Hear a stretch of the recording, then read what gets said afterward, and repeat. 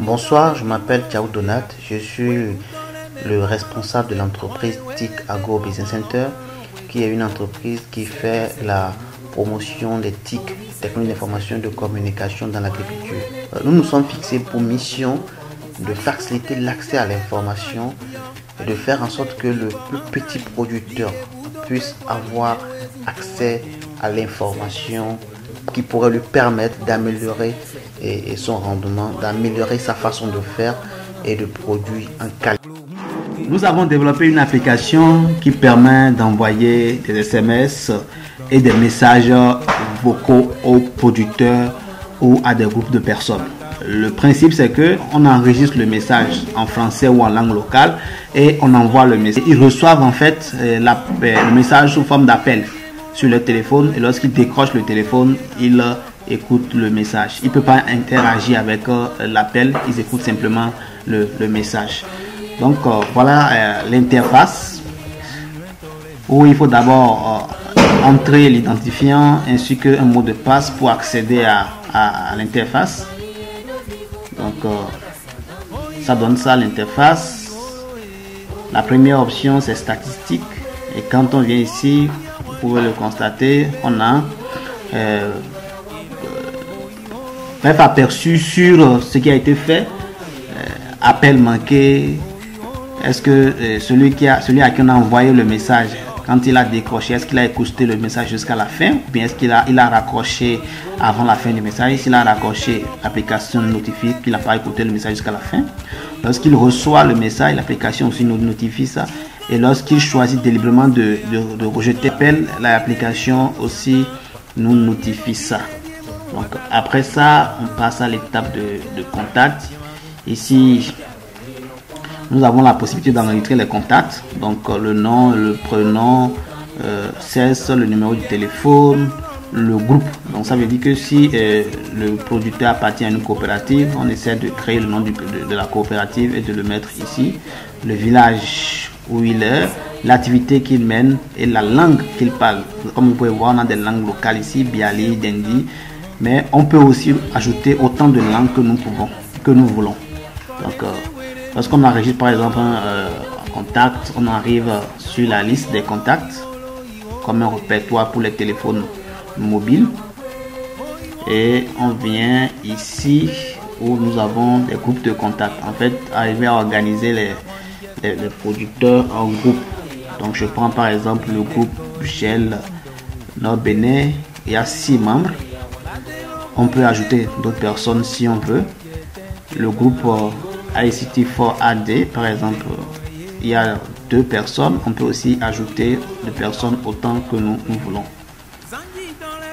Après ça, il y a la partie écrit message. Donc lorsque nous ouvrons ici, où on peut choisir par exemple d'envoyer les messages, d'utiliser les contacts disponibles pour envoyer un message, ou prendre un numéro, écrire carrément le numéro si le numéro n'est pas dans le répertoire, par exemple 36 90 53, et on saisit, ou d'envoyer carrément le message à un groupe. Donc je choisis par exemple le groupe Shell Nord Bénin, et je peux envoyer. Donc on suppose que j'insère simplement un numéro, le 66 36 90 53, que je sélectionne, à qui je veux envoyer un message vocal. Donc je sélectionne, j'ai la possibilité d'envoyer les tests ici. Si c'est un message choisi, je viens ici et j'écris le message. Si c'est un appel, un message vocal que je veux envoyer, alors je choisis voix, et il me donne la possibilité de télécharger le message que je veux envoyer. Pour la prise de voix, nous utilisons le logiciel Audacity qui nous permet d'enregistrer le message que nous voulons envoyer via l'application et de l'envoyer tout simplement. Donc voilà l'application que nous utilisons. Ici on enregistre la voix, on fait les petits réglages. Écoutez le son. Le message que nous voulons envoyer via l'application et de l'envoyer tout simplement. Donc, voilà l'application que nous utilisons. Donc voilà, après ça on passe au traitement de trucs, diminuer certains trucs, diminuer le bruit, amplifier la voix et avoir un message clair à envoyer au producteur. Et après ça on exporte le fichier en format Huawei et on enregistre sur l'ordinateur.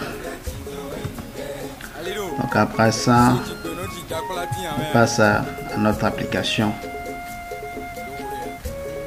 et comme je l'ai dit, dans le message on choisit par exemple d'envoyer le message à un groupe.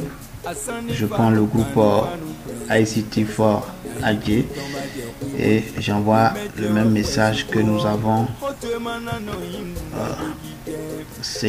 que nous venons d'enregistrer sous le nom de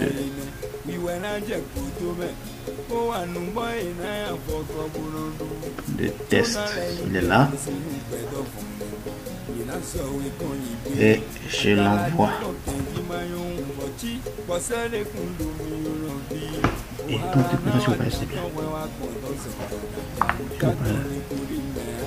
donc il a déjà appelé la première personne. Donc, je décroche.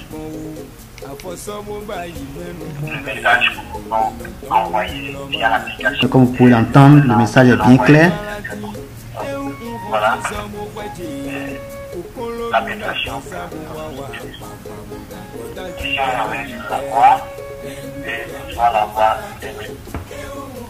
Donc voilà, il a appelé la première personne.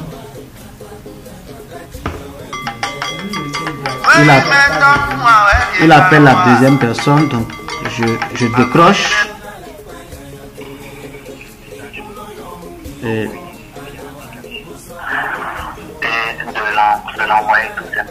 comme vous pouvez l'entendre, le message est vraiment clair et c'est l'application que nous utilisons. Voilà, très clair.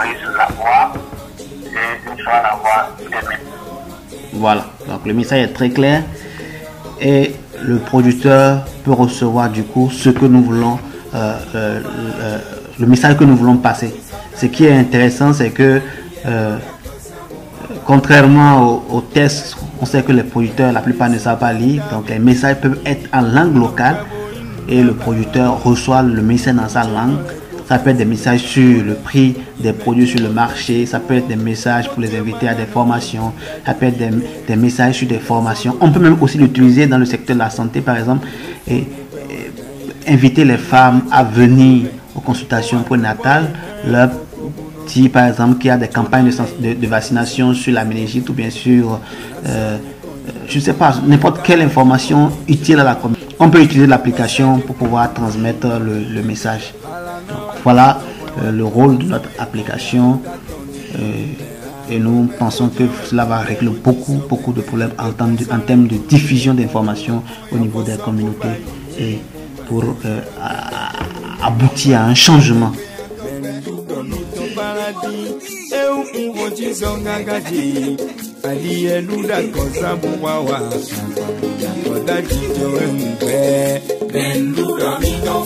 Massim Dako